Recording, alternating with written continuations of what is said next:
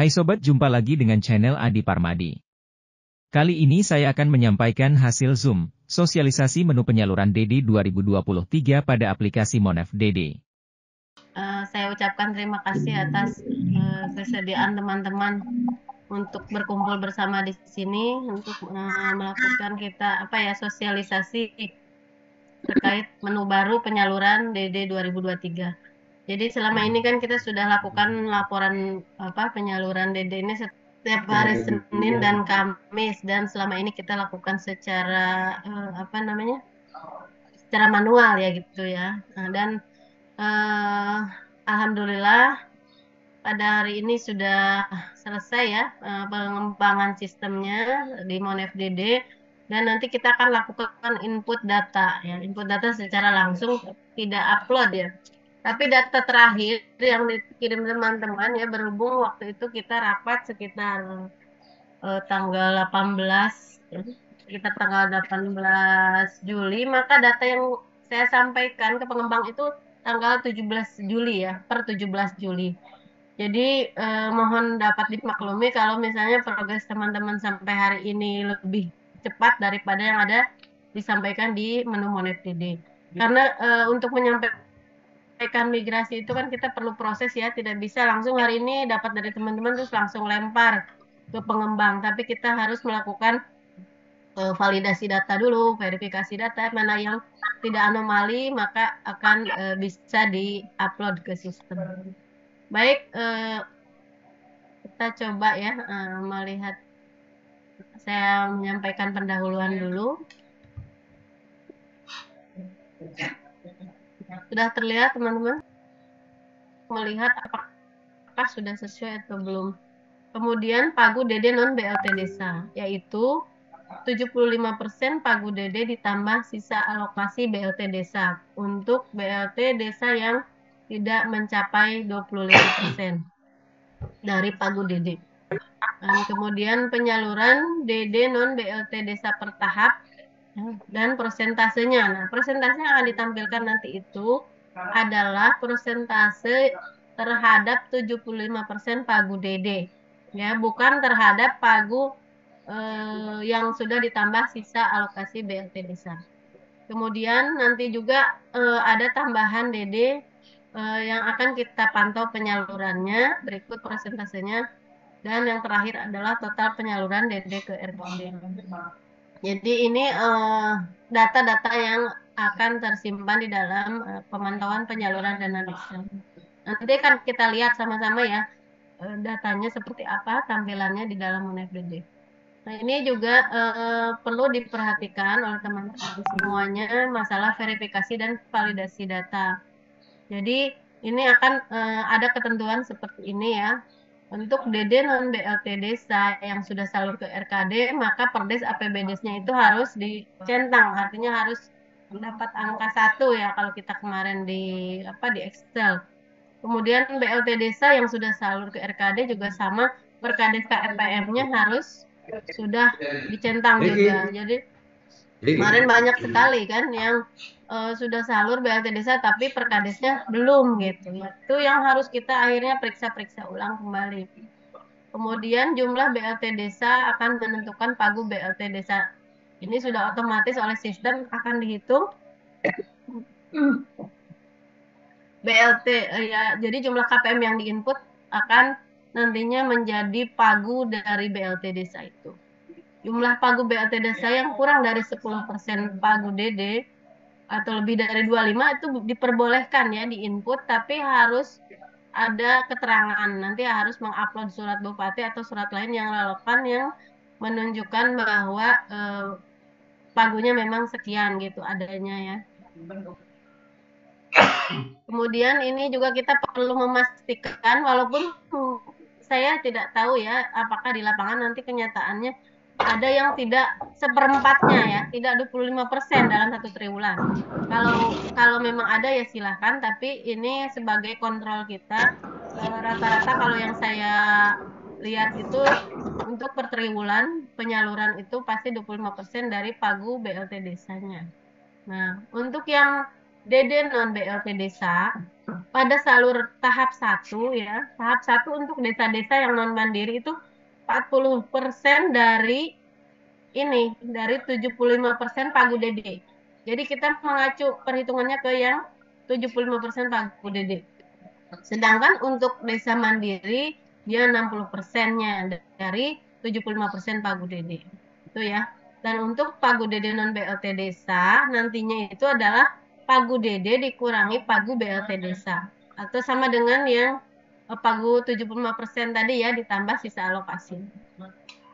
Nah, untuk Pagu Dede non BLT desa yang tidak menganggarkan BLT desa itu maksimum 75% Pagu Dede.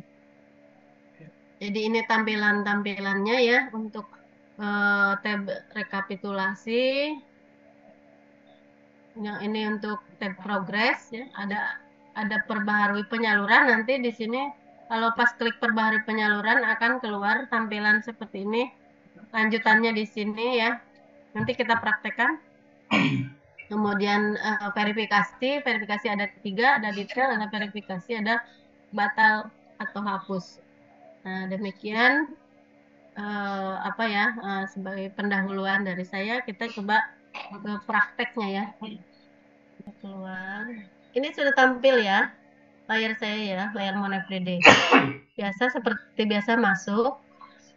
Nah, kalau misalnya nanti teman-teman baru membuka itu di sini di sebelah kanan ada update ya. Ada update. Kalau belum diupdate ini tidak akan muncul ya, menu penyalurannya tidak akan muncul. Ini kita klik ya tahun 2023. Jadi sekarang menu MonFDD kita sudah dikelompokkan per tahun anggaran. Dan ini data-data tahun anggaran 2021, ini 2022, dan ini 2023. Baru ada 3 menu. Yaitu pertama menu penyaluran dana desa. Nah, di sini saya menggunakan akun dari pendamping desa. Maka ketika masuk akan muncul hasil update ya, rekapitulasi terakhir dari penyaluran data yang ada. Ini ada tambahan ya sedikit dari yang menu manual kita yang Excel ya, format Excel kita. Ini mohon maaf karena berdasarkan diskusi di sini kita kan awalnya ada sisa alokasi ya, kita pantau sisa alokasi. Tapi ternyata karena di Omspan itu tidak dipisahkan ya penyalurannya, maka penyaluran itu yang sisa alokasi BLT masuk di tahap 3 untuk desa-desa yang non mandiri. Sedangkan untuk desa-desa mandiri, sisa alokasinya salur di sini. Jadi dimasukkan di input di kolom tahap 2. Maaf, ini saya tunjuk di sini ya. Jadi untuk yang mandiri digabung dengan yang 40%-nya dari 75% Pagu Dede tadi, tambah sisa alokasi. Sedangkan untuk desa yang non mandiri itu akan salur di tahap 3 sisa alokasinya. Maka dari itu tidak ada lagi kolom yang namanya sisa alokasi BLT desa. Tapi yang ada ini tambahan DD. Seperti yang saya jelaskan tadi. Setiap desa belum tentu mendapat tambahan DD, jadi nanti ditulis ya. Di sebelah sini nanti akan tertulis secara otomatis dari data master apakah desa ini ada tambahan DD atau tidak.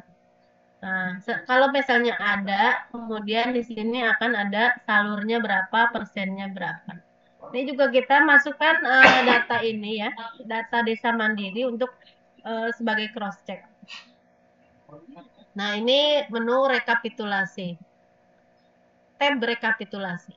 Nah, untuk tab progres, di dalam tab progres ini melis beberapa desa ya untuk PD. Untuk PD ini ada desa-desa dampingannya di 1 kecamatan.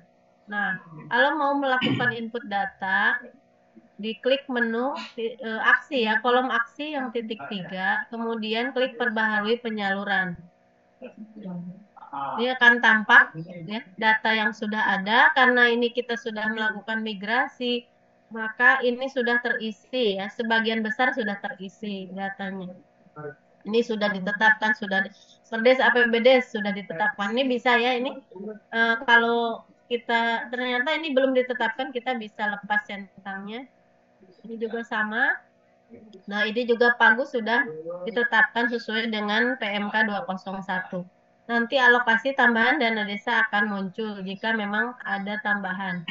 Selanjutnya, dari Pagu Dede ini akan dihitung 10%-nya itu berapa gitu ya. Ternyata diperoleh 10% dari Pagu Dede itu adalah 38 kpm. Sedangkan maksimalnya 94 kpm. Apakah terlihat teman-teman? Terlihat ya angkanya? Ya. Kelihatan. Terlihat. Jelas. Dan Oke, sangat makasih. terang. Iya, makasih. Lanjut, Bu Erni. Lanjut ya.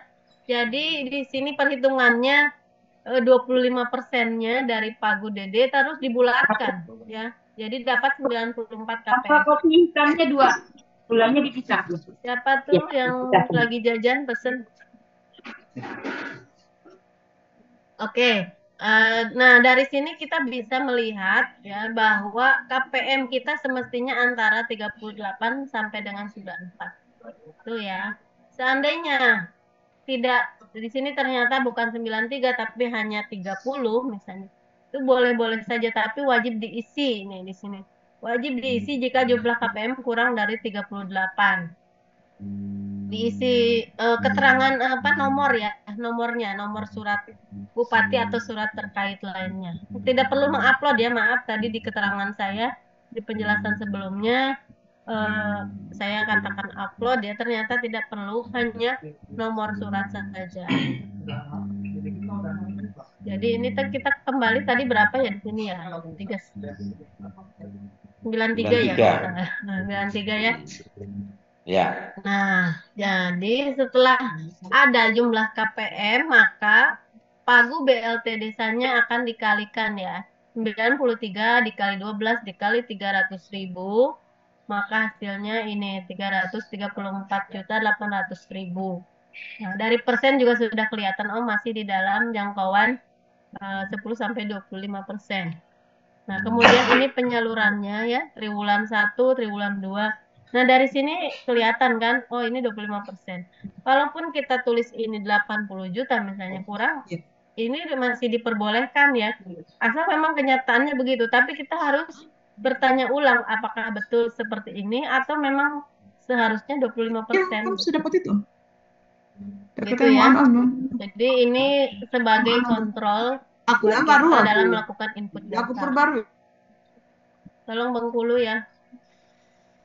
Nah, kemudian ini selanjutnya ya sampai dengan tahap ini. Nah, ini kenapa disable? Nah, karena penyaluran per triwulan ya. Saat ini kan baru bulan Juli, maka tidak mungkin ada triwulan keempat diisi. Jadi untuk mengurangi anomali. Begitu juga kalau seandainya sekarang itu bulan Mei, maka ini akan disable. Jadi sekarang terbuka sampai dengan triwulan ketiga. Selanjutnya ini sudah ya.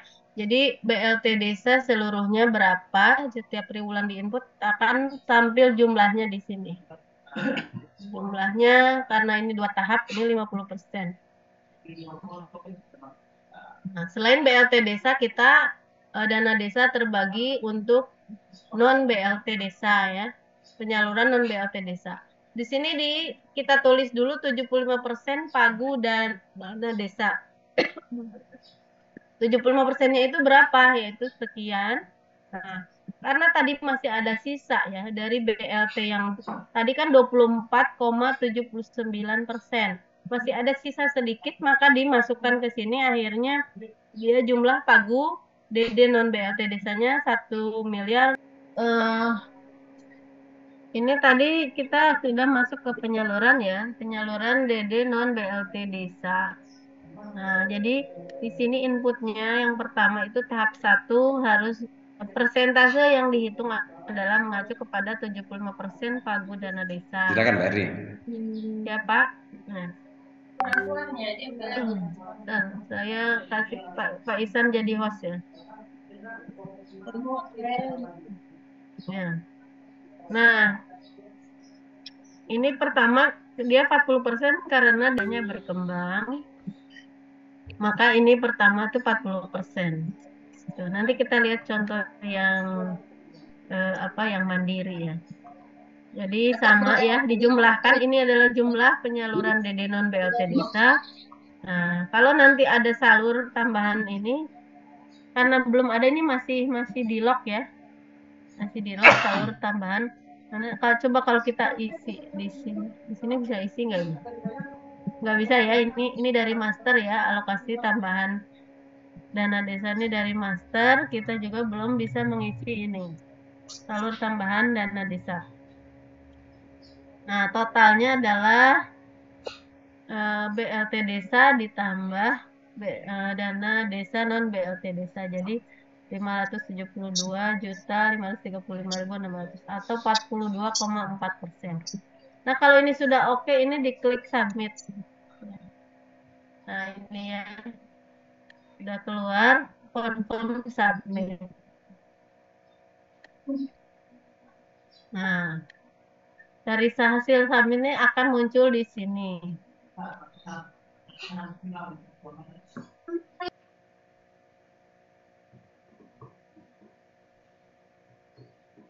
Jadi ini hasilnya. Kita bisa melihat detail dari yang diinput tadi. Ada di sini hasilnya, kemudian Kemarin itu kita foto. diskusi tentang apa lagi? Nah, kalau ini masuk ke sini tetap masuk layar verifikasi, tapi karena dia sendiri yang sudah melakukan submit data, ini akan misalnya gini ya, kita klik setuju, confirm, error ya, ada error. Karena memang tidak mungkin PD menyetujui PD sendiri gitu ya. Jadi dia tidak mungkin melakukan verifikasi terhadap data yang sudah dia upload. Jadi walaupun menunya tetap ada, ini tidak akan bereaksi ya. Walaupun menolak gitu misalnya nih, confirm tolak, tidak bisa ya aksi tolak misalnya keterangan Allah. Coba kita coba ini ya.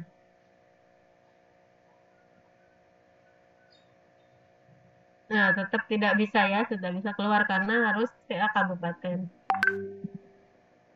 Tapi kalau kita melakukan ini batal, nah ini kemarin sudah kita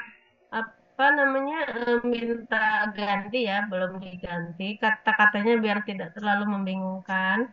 Yang satu batal itu artinya kembali ya. Kalau yang satu lagi ini kita kan ada pertanyaan, apakah Anda yakin untuk membatalkan verifikasi? Nah, di sini kita kemarin jawabannya ya, koma batalkan gitu ya. Nah, kalau kita batalkan maka akan terhapus. Nah, data yang kita upload tadi akan terhapus. Gitu. Gitu ya teman-teman. Ini untuk akun PD. Nah, sampai sini kira-kira ada yang akan didiskusikan?